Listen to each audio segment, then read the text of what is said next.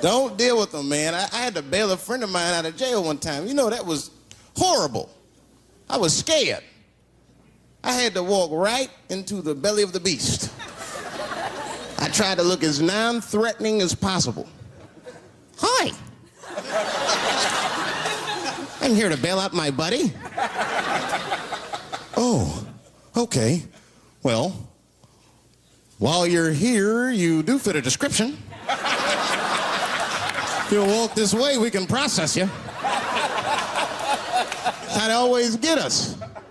It's fitting those damn descriptions.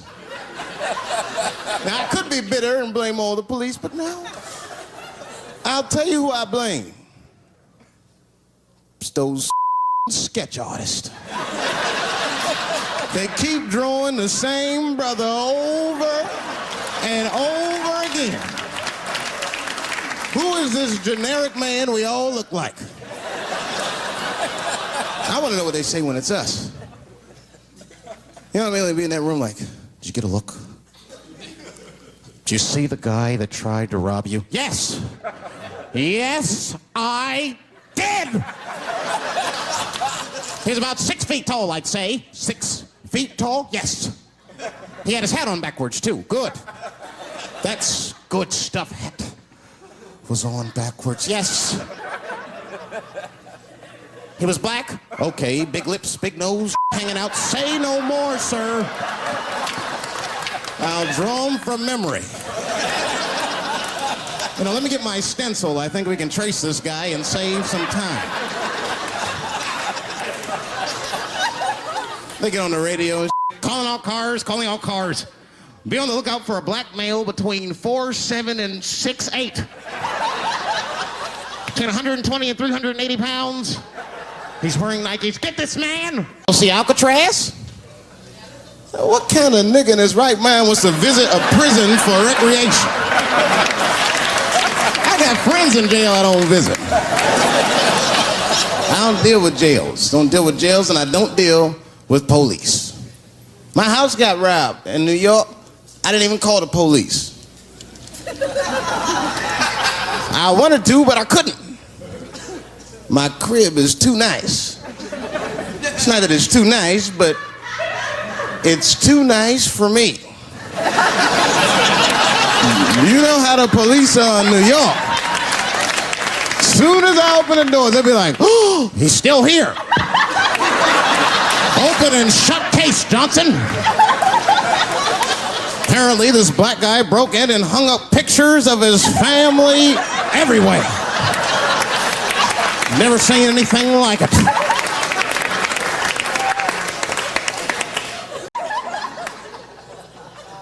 Criminals are insane. I don't even know why people do crime.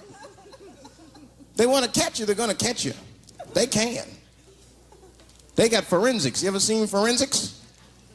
Those guys find clues nobody else thinks about looking for. I mean it. You leave a pubic hair anywhere near a crime scene, they're going to find that. What the hell is this? Back up!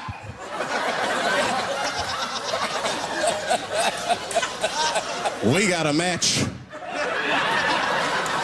Then they look at the pubic and tell all kinds of information. Looks like there was a struggle. Time of death 307. It's amazing. I saw him get a dude one time on court TV. It was embarrassing. It was a sexual assault case. I knew the defendant was lying. I could feel it. He defended himself too hard. He did. His answers had nothing to do with the questions. They're completely irrelevant. They asked him easy questions. Were you anywhere near the crime scene on the night of the incident? Mother, I told you I worked at Burger King. He was like,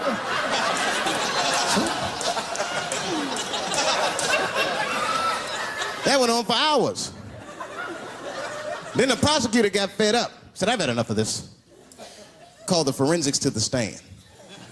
Forensics was like, Your Honor, we are prepared to testify that we found the defendant's semen under the stove. I said, God damn. That's worse than fingerprints. Yeah, they find your semen, you've been there at least a minute. But that's what I want to know. Under the stove? You find semen like that? Or do you look for it? Like, do they walk onto a crime scene like, this place is a mess? Check it for semen. Or do they just like walk in and slip? Oh my God! What the hell was that? Semen! They find it on every crime scene. It's like, what are burglars doing? So we got the stuff, let's get out of here. Wait a minute. I want to leave my calling card. The semen bandit has struck again. I don't understand nothing anymore. I don't. It wasn't all bad. It's never all bad. You won't stay if it's all bad. Well, that's not true, but I wouldn't. Yeah, we had fun. We used to watch porn together. That's how cool she was. It seems nasty, but it was fun. We learned about each other. She learned about me. One time we was watching porn. I'll never forget this time. The first scene in this movie was hardcore. 2 guys, 1 girl going at it. I fast-forwarded right through that. It was too much for my senses.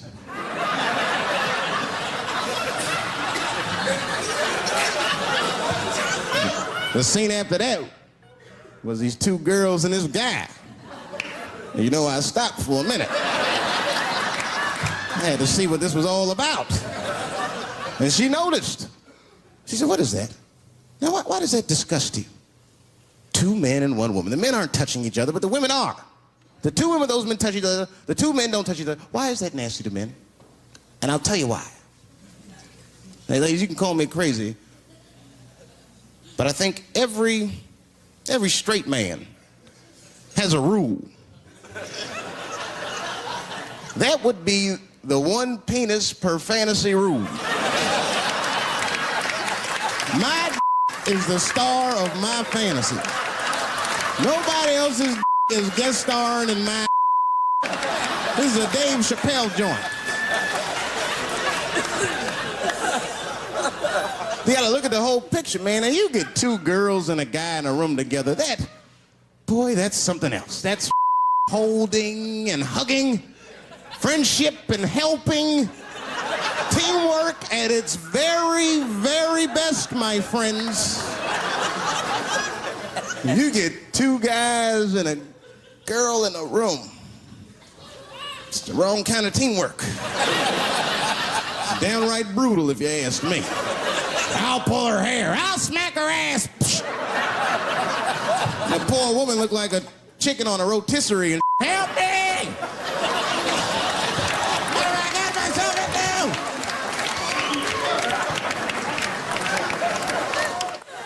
Why those bars are so popular now is because men don't know how to deal with women in reality. So sometimes we gotta take the fantasy road. The reality of the situation is very grim.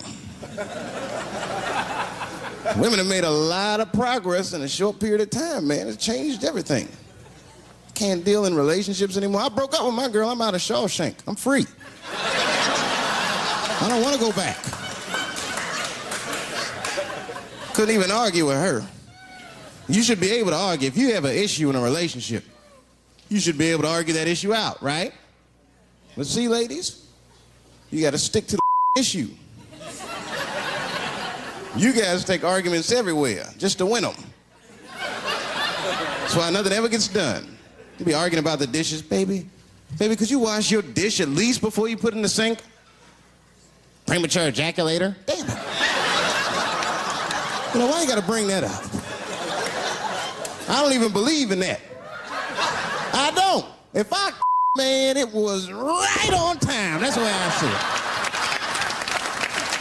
As far as I'm concerned, I can't fast enough. I'm sick of being vilified all the time. Tell David, how could you? How could you? I was. What were you trying to do, huh? Well, I beat you. You gotta work on your time, baby. I'm down to a minute 20. Get mad at me because I have different goals and sex. I'm a speed. Just trying to hit my best time. It's like the Olympics. And now for the dismount.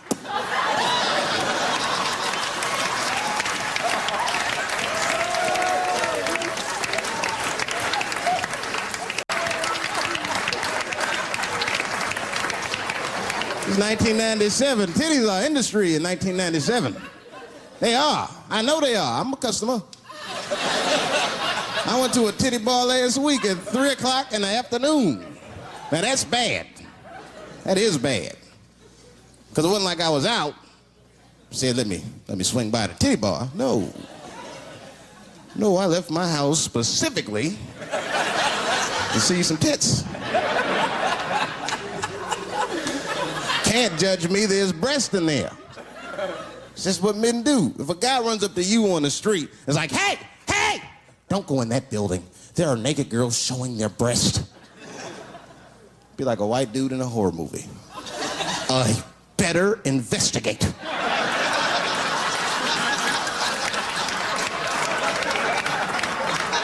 I'm gonna want to see for myself. Titty bar's a weird place. I'm not saying it's a good place to hang out. I go there every once and then. But it's a weird place. They got weird morality. One time I walked in titty bars, all these guys coming in, right? Out of all these dudes, the bouncer picked me out the crowd, started yelling at me. Hey, hey, hey, buddy, sir, do you want to take your hat off? Huh? It's disrespectful to the ladies. Yeah, I can shove a 20 up her, but I better not have a hat on when I do it.